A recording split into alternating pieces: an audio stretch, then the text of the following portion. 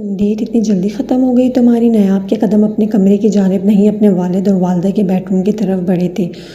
वो कमज़ोर नहीं थी, पर आज इसकी आंखों में आंसू इसके गुस्से की शिद्दत की वजह से आए थे। आज तक किसी की हिम्मत नहीं हुई थी इसके किरदार पर उंगली उठाने की, फिर आज इस शख्स की वजह से इसके किरदार को ठेस पहुंची थी। और वो किरदार जो इसका गरूर था। सब पूछते थे इसे गरूर किस चीज़ का है।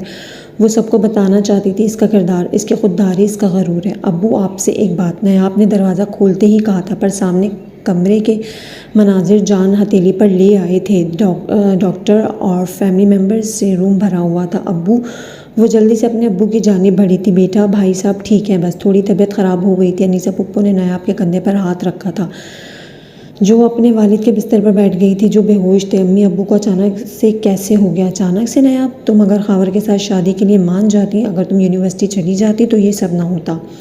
यास्मीन बेगम ने नायाब को गले लगाकर दिलासा देने के बजाय इस पर चिल्लाना शुरू कर दिया था सबके सामने। इसीलिए आपने ज़रान की ड्यूटी लगा दी थी खावर को यूनिवर्सिटी भेजने की। मेरे मना करने के बावजूद। नायाब इस लहजे में बात मत करो मुझसे लड़की। इन्होंने नायाब के बाजू मजबूती से पकड़ लिया था, जिससे इसे तकलीफ़ हुई थी। नायाब बेटा, हमारा मकसद वो नहीं था। तुम्हारे बाबा को अस्पताल लेकर चले गए थे सब लोग, और ज़रान ने इसीलिए खावर से कह दिया था। दिलावर और घर के बाकी ड्राइवर्स इस वक्त नहीं दस्तियाब थे। अनीसा पुप्पो की बात सुनकर नायाब को सुकून मिल जाना चाहिए था कि ज़रान के इरादे गलत नहीं थे, पर ज़राना अब्दी के लगाए इल्ज़ाम को नायाब अल्तमश कभी नहीं भूल सकती थी। इसका गुस्सा कम ज़रूर हुआ था, पर ख़त्म नहीं हुआ था। मैंने इन्हें इंजेक्शन लगा दिया है। आप लोग इन्हें किसी भी किस्म की परेशानी से दूर रखिए। अगर इन्हें दोबारा सांस लेने में मसला हो तो ये दवाई दे दीजिएगा। डॉक्टर साहब तो चले गए थे। सुन लिया नायाब? ताया जान पर रहम करो और हाँ कर दो शादी के लिए।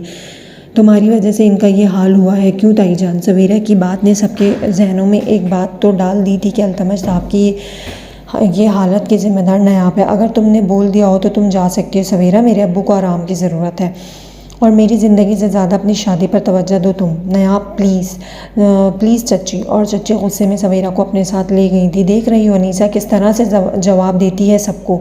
इसको समझाओ कि हम इनके रहमो करम पर हैं। यास्मीन बेगम सर पकड़कर बैठ गई थी। भाभी, आप हमारे रहमो करम पर नहीं हैं, और नायाब और सवेरा दोनों कज़न हैं। ये लड़ाई झगड़े चलते रहते हैं। नायाब बेटा, ये घर जितना सवेरा और बाकी बच्चों का है, इतना आपका भी। राहिल चाचू नायाब के सर पर हाथ रखकर मुखातिब हुए थे और रूम से चले गए थे। नायाब, अब बताओ बेटा, इतने गुस्से में क्यों थे? अनीसा पुप्पो भी नायाब के पास सोफे पर बैठ गई थी। पुप्पो में गुस्से में नहीं थी, बस परेशान हो गई थी अब्बू की हालत देखकर। नायाब ने वो गुस्सा, वो ज़ब्त का घूंट पी लिया था। वो नहीं चाहती थी घर में फिर से कोई कुछ नई बहस छिड़े और मौका मिले कुछ लोगों को कीचड़ उछालने का इसके किरदार पर। आबदी हाउस, अच्छा हुआ तुम आ गए बेटा। चच्ची कहाँ है? वो ज़रान के सर पर हाथ बढ़ाने के लिए चच्ची ने हाथ आगे बढ़ाया, पर ज़रान के सर पर मानो गुस्सा हावी था। वो तो सारा रास्ता अबूर करके एक कदम पर 2-3 सीढ़ियाँ चढ़कर खावर के कमरे तक पहुंचा था। खावर ज़रान की रोबदार आवाज़ ने चच्ची को वहीं रोक दिया था और इन्हें मजबूर कर दिया था अपने शौहर के ऑफिस फ़ोन करने पर। खावर का कमरा खाली क्यों है चच्ची? वो बेटा, दरअसल तुम्हारे जाने के बाद खावर को तुम्हारा कमरा बहुत पसंद आया था, तो वो। चच्ची की घबराती हुई आवाज़ में बेहद शर्मिंदगी थी। ज़रान के कदम अपने कमरे की जानिब बढ़े थे। अब इसे और गुस्सा था जो शदीद हो चुका था। वो तो एक प्राइवेट शख्सियत का मालिक था, इसे अपनी चीज़ें शेयर करना पसंद नहीं थी। फिर कमरा कैसे वो शेयर बर्दाश्त कर लेता? इसने दरवाज़ा जैसे ही खोला था, खावर अपने जूतों समेत बिस्तर पर लेटा हुआ था। कमरा सिगरेट की बू से भरा हुआ पाया था ज़रान ने। ये वो कमरा रहा ही नहीं था। इसका गिटार, इसकी हॉकी, इसका पसंदीदा फुटबॉल एक कोने पर पड़ा था, बाकी सामान की तरह लावारिसों की तरह फेंका हुआ था। दीवार पर इसका और इसकी फैमिली की तस्वीर नहीं, अजीब फहाशी वाली तस्वीर चिपसा थी। ज़रान ने 2 कदम का फासला तय किया और खावर को गरेबान से पकड़कर बिस्तर से उठाया। ज़रान भाई, खावर ने भौखलाहट में सिगरेट जल्दी से नीचे फेंक दिया था। तुम जानते हो मुझे कितनी नफ़रत है सिगरेट नोशी से। तुम जानते हो मुझे कितनी नफ़रत है अपने पर्सनल स्पेस शेयर करने से। और तुम जानते हो मुझे कितनी नफ़रत है इन मर्दों से जो इज़्ज़त नहीं करते घर की औरतों की। ज़रान के लंबे चौड़े कद जिसामत के आगे खावर बहुत छोटा लग रहा था। जिस तरह से इसे झंझोड़ा था ज़रान ने। ज़रान भाई, वो एक ब्लैक ब्यूटी अपने बॉयफ्रेंड के साथ। ज़रान की मुट्ठी से इसने ज़रब लगाई थी खावर पर, जो दूर जा गिरा था। ज़रान भाई, आपने मुझ पर हाथ उठाया। इस 2 टके की लड़की बकवास बंद। कज़न है वो मेरी। एक लफ्ज़ खावर, एक लफ्ज़ और कहा तो कज़न मैं भी हूँ आपका। मुझ पर यकीन करने के बजाय इस बेहया ज़रान ने इसे गरेबान से पकड़कर फिर से एक और मुक्का मारा था, जो इतनी ज़ोर से लगा था कि खून बहना शुरू हो गया था खावर के मुंह से। ज़रान, बस अब मैं हाथ उठा दूंगा। उठाओ हाथ, मैं भी देखूं ये मर्दानगी औरतों के साथ ज़बरदस्ती करने के लिए या वाकई तुम मर्द हो। खावर ने गुस्से से ज़रान को मुक्का मारने की कोशिश की, जो ज़रान ने ख़ुद को पीछे करके वार ज़ाया कर दिया था। एक और थप्पड़ मारा था खावर को। लड़ते लड़ते दोनों कमरे की बालकनी में आ गए थे। चच्ची दरवाज़ा खटखटा रही थी पर कोई नहीं सुन रहा था इनकी। ज़रान बेटा दरवाज़ा खोलो, खावर की ऐसी आवाज़ें क्यों आ रही हैं? खावर हम आब्दी का खून और तरबियत इतनी ख़राब कब से हो गई? एक फेवर मांगा था आज मैंने, क्या किया तुमने? क्या मुँह दिखाऊँगा? डिस्गस्टिंग। ज़रान ने इसे पीछे धक्का दिया था। खावर ने रेलिंग पकड़ ली थी और जब इसे लगा कि वो गिर जाएगा। डिस्गस्टिंग मैं हूँ या आप जो अंगेज होकर भी अपनी कज़न में दिलचस्पी ले रहे हैं? नायाब अल्तमश। हाँ हाँ हाँ, पता होता कि आपकी नज़र इस ब्लैक ब्यूटी पर है तो इसे देखता भी ना, पर इसके इनकार ने मेरी मर्दानगी जगा दी थी। अब क्या करता? और ज़रान के कदम रुक गए थे। खावर की वो बातें जो इसके दिल की धड़कने आहिस्ता कर गई थी। इसने वापस अपने कज़न को मुड़ कर देखा था, पर खावर की अगली कही बात ने ज़रान के हाथ की मुट्ठी फिर से बंद कर दी थी।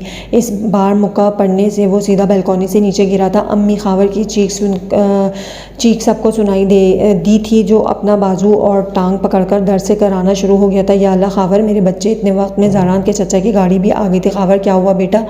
सब लोग खावर को देखने लगे थे। ज़रान ने इस वक्त हाथ में गिटार पकड़े बाहर आ गया था और अपनी गाड़ी में रख दिया था। चचा खावर का पाँव फिसल गया था। मैं इसे अस्पताल ले जाता हूँ। नहीं ज़रान भैया, मैं नहीं जाऊँगा, मैं ठीक हूँ। खावर पूरी तरह डर कर समट गया था, पर ज़रान ने इसका बाजू पकड़कर इसे ऊपर उठाया था। खावर, मैंने चच्ची से वादा किया था तुम्हें अस्पताल ले जाने का। चलो शाबाश। चचा, मुझे लगता है इसका बाजू और टांग फ्रैक्चर हुई है। और ज़रान इसे सहारा देने के बजाय इसका बाजू पकड़कर अपनी गाड़ी तक ले गया था, जो बार बार छोटे बच्चों की तरह अपनी अम्मी और अब्बू को मदद के लिए पुकार रहा था। ज़रान बेटा, मैं भी साथ चलता हूँ। चचा भी पिछली सीट पर बैठ गए थे। ज़रान आब्दी, जो यहाँ आते वक्त नुमान की बातें सोच रहा था, अब यहाँ से जाते वक्त नायाब अल्तमश की कई बातें इस कदम घोट रही थी। खावर बहुत अच्छा लड़का है, हमें आगे बात चलानी चाहिए। चची की बात पर ज़रान का हाथ रुक गया था चाय का कप उठाते हुए। सब लोग डिनर के बाद लिविंग रूम में गुफ्तगू में मसरूफ़ थे, जब भी चची ने ये बात छेड़ी थी। खावर की आज की हरकत के बाद नहीं, वो नया आपके काबिल नहीं है। सवेरा के मुँह से चाय का घूंट बाहर आ गया था। ज़रान की बात पर इसे जिस तरह से खांसी आई थी। क्या मतलब बेटा? यास्मीन बेगम ने पूछा था। नया आपने आप सबको बताया नहीं कि किस तरह से ज़बरदस्ती गाड़ी में बिठाने की कोशिश की इसने? गलती मेरी ही थी जो खावर पर यकीन किया। व्हाट? आफाक आब्दी ने गुस्से से पूछा था। जी अब्बू, लेकिन अच्छी खासी क्लास लेकर आया हूँ। 2-3 हफ्ते रहेगा अस्पताल तो दिमाग ठीक आ जाएगा इसका। तुमने इस पर हाथ उठाया? सवेरे की आवाज़ बहुत ऊँची थी। हाँ, हाथ उठाया और मारा नहीं, बहुत मारा है, वो याद रखिएगा। ज़रान भाई, इसमें खावर की क्या गलती? वो तो वही कह रहा था जो इसे कहा गया था। नया ना ज़्यादा दिमाग दिखाया करे, बैठ जाती ना। हम लोग भी तो खावर के साथ कितनी दफ़ा घर आए हैं। शहर को इतने इशारे करने के बाद भी सवेरा की बात समझ नहीं आई थी और वो जल्दी जल्दी में वो कह गई थी घर वालों के सामने जो इन्हें नहीं कहना चाहिए था। क्या मतलब? तुम लोग इसके साथ कब घर आए? राहिल साहब, सवेरा के वालिद साहब की नज़रें सवेरा पर थी। लास्ट ईयर पापा हमारी क्लास और कोर्स सेम था। सवेरा ने बात को गोलमोल कर दिया था। तुमने मुझे बताया नहीं, कोई तुम्हें घर ड्रॉप करता रहा? ज़रान का ये लहजा पहली दफ़ा सब देख रहे थे। गुस्से से भरा हुआ था इसका चेहरा। तो तुम ऐसे कह रहे हो ज़रान जैसे कोई गुनाह हो गया, तो गलती नहीं मान रही तो तुम कि ये गलत है? सवेरा, कैसी गलती? भूल गए ज़रान, जब इंग्लैंड में हमने साथ स्टडी की थी तो कितनी बार तुम्हारा दोस्त मुझे हॉस्टल में ड्रॉप करता था। तुम तब तो कुछ नहीं कहते थे। ज़रान आब्दी एकदम से खड़ा हो गया था, पर जिसकी आंखें जा टकराई थी दरवाजे पर नयाब अल्तमश से, वो हैरान हो गया था। नयाब की आंखों में अपने लिए बेयकीनी और बेदबारी देखकर बाकी सब शिशत थे। ज़रान क्या इतना बदल गया था? बाहर के मुल्क तालीम हासिल करते करते ज़ारा को शायद आज पहले इतनी शर्मिंदगी ना होती जितनी इसे आज हो रही थी। जब ये बात सुनकर नयाब की आंखों में इसने वो बेयकीनी देखी थी। ज़रान आब्दी, तुम तो वाकई बहुत बदल गए और मैं 4 साल पुराना ज़रान समझ रही थी। नयाब अंदर कमरे में पप्पो को वो पलेट पकड़ाकर वहाँ से जाने लगी थी, पर ज़रान की बात सुनकर रुक गई थी। सवेरा, वो इंग्लैंड था, ये पाकिस्तान है। तब तुम मेरी मंगेतर नहीं थी। ज़रान, ग्रो अप। मंगनी के बाद कुछ बदलने वाला नहीं है। सवेरा भी खड़ी हो गई थी ज़रान के सामने। तो फिर मुझे लगता है कि ज़्यादा देर नहीं हुई है, हमें अभी सोच लेना चाहिए इस रिश्ते को लेकर। ये कहकर वो वहाँ से चला गया था। नयाब के बहुत पास से गुजरा था। इससे पहले जाते हुए इसका हाथ नयाब के हाथ को छू जाता। नयाब बहुत कदम पीछे हो गई थी, जिसे नोट कर गया था ज़रान आब्दी। लिविंग रूम में हर एक शौक था ज़रान के फैसले पर, ख़ास कर सवेरा, जिसे हमेशा लगता था ज़रान इसकी मुट्ठी में है, पर आज ज़रान का धुटुक फैसला इसे अंदर तक हिला गया था। कुछ दिन बाद नायाब सुबह सबसे पहले नाश्ता करके यूनिवर्सिटी चली जाती थी और डिनर अपने अब्बू के साथ इनके रूम में करती थी और वो पूरी तरह से इग्नोर कर रही थी सवेरा और ज़रान को। पर जिस रात इसे सवेरा का पैगाम मिला सहरबाजी के हाथों इसे मजबूरन सवेरा के कमरे तक आना पड़ा था। तुमने इतना बड़ा तमाशा क्यों लगाया था? खबर कौन सा तो ज़बरदस्ती कर ली थी तुम्हारे साथ? एक्सक्यूज़ मी सवेरा, पहली बात घर में मैंने नहीं तुम्हारे मंगेतर ने ये बात बताई, और दूसरी बात तुम्हारे लिए किसी नामहरम के साथ गाड़ी में आना जाना मामूली बात होगी पर मेरे लिए नहीं। नायाब ये कहकर जाने लगी पर सवेरा की कही अगली बात ने इसे मजबूर कर दिया था पलटने पर। तुम्हें क्या लगता है कोई राजकुमार आएगा? तुम जानती हो जिस तरह तुम्हारा रंग सिया है तुम्हारे नसीब भी वैसे ही सिया। अगर मेरे रंग की तरह मेरे नसीब भी सिया हैं तो मुझे अपने रंग की तरह अपने नसीब पर भी रश्क है। तुम्हारा हुस्न तुम्हारी पहचान सवेरा, पर मेरा सिया रंग मेरी खूबसूरती है। जहाँ तक रही मेरी शादी की बात, अल्लाह से मैंने हमेशा ज़ारान को मांगा था, अब अच्छे नसीब मांग लूँगी। नायाब की सीधी ज़बान में कही गई बातें सवेरा को आग बगौला कर गुजरी थी, जो नायाब की जानिब बड़ी थी शदीद तरीन गुस्से में। नायाब ज़्यादा चालाक बनने की ज़रूरत नहीं है, मैं अच्छे से जान गई हूँ तुम्हारे इरादे। तुम ज़रान को चोरी करना चाहती हो मुझसे, पर यू नो व्हाट, सवेरा ने नायाब के कान के पास आकर सरगोशी की थी। ज़रान ब्लैक गर्ल्स में दिलचस्पी नहीं रखता, बेटर लक नेक्स्ट टाइम। वो कुछ फासले पर थी, फिर से खड़ी हो गई थी ज़रान दरवाजे पर ज़रान को देखकर, पर नायाब नहीं देख पाई थी। चुराया तो तुमने था सवेरा 4 साल पहले, जब पप्पो ने मेरे और ज़रान के रिश्ते की बात पक्की की थी। मुझे याद है किस तरह से तुमने ज़िद की थी बाहर पढ़ने की। नायाब भी इसी पुरतमादी से सवेरा के करीब हुई थी, इसी तरह सरगोशी की थी। तुम शुक्र करो ज़रान कोई चीज़ नहीं, वरना मैंने सुना था चुराई हुई चीज़ें ज़्यादा देर पास नहीं रहती, कोई और चुरा ले जाता है। You just wait and watch Nayab, कैसे तुम्हारी पसंद को तुम्हारे सामने अपना बनाऊंगी चंद हफ्तों में। क्या हो रहा है यहाँ? ज़रान को देखकर नायाब ने एक नज़र सवेरा पर डाली थी और फिर रूम में लगी बड़ी सी घड़ी पर, और ज़रान कब से इंतज़ार कर रही थी। सवेरा ने ज़रान का हाथ पकड़ लिया था। नायाब 2 कदम पीछे हुई, फिर मुड़ गई बाहर जाने के लिए। नायाब जाते हुए दरवाज़ा बंद कर जाना। सवेरा की आवाज़ में तंज भी था और जीत की महक भी, जिसने नायाब को वापस पलटने पर मजबूर कर दिया था। आप इस वक्त यहाँ क्या कर रहे हैं ज़रान? नायाब ने शख्स को मुखातिब किया था जिसे वो पिछले हफ्ते से इग्नोर किए जा रही थी। क्या मतलब क्या कर रहा हूँ? मैं यहाँ सवेरा से बात करने आया था, जो अब तुम्हारी मौजूदगी में नहीं हो पा रही। इसने अपना हाथ छुड़ाकर अपनी जेब में डाल लिया था, बात करते हुए किसी मगरूर शख्स के जैसे। पिछले 4 साल कम पड़ गए थे बातों के लिए? यहाँ रात के 11 बजे कौन सी बातें मुकम्मल करके आपने कारनामे सरअंजाम देना है? नायाब भी दोनों हाथ बांध लिए थे। नायाब ज़रान से इस तरह बात करके तुम अपनी लिमिट क्रॉस कर रही हो। मेरी असाइनमेंट ख़राब करके, मेरे लिए एक और रिश्ता बुलवा कर, मेरी बेइज्जती करने की नाकाम कोशिश करके, और अब इस शख्स की चोरी का इल्ज़ाम लगाकर तुम अपनी लिमिट्स पहले ही क्रॉस कर चुकी हो सवेरा। अब तुम क्या साबित करना चाहती हो? एंड यू मिस्टर ज़रान, अगर अपनी मंगेतर से बातें करनी है तो दिन की रोशनी में कीजिए, रात के अंधेरों में किसी नामहरम के साथ तन्हाई में बातें नहीं। गुनाह सरजद होते हैं। वो किसी तूफ़ान की तरह आई थी और आंधी की तरह चली भी गई। जहाँ सवेरा को गुस्सा आ रहा था वहीं ज़रान के चेहरे पर एक हल्की सी मुस्कुराहट थी। ऐसा लग रहा था जैसे ज़रान मैं नहीं वो तुम्हारी मंगेतर है। कैसे रोब झाड़ कर गई है, जैसे रंगे हाथों पकड़ा है हमें। मुझे समझ नहीं आती इसे गरूर किस बात का है। ज़रान ने वापस दरवाजे पर से नज़रें हटाकर सवेरा की तरफ देखा था। यही बात समझ नहीं आ रही मुझे नायाब अल्तमश को गरूर किस चीज़ का है, पर इसकी और बदतमीज़ी बर्दाश्त नहीं करने वाला। ज़रान को गुस्से में देखकर सवेरा ने फिर से ज़रान का हाथ पकड़ने की कोशिश की थी।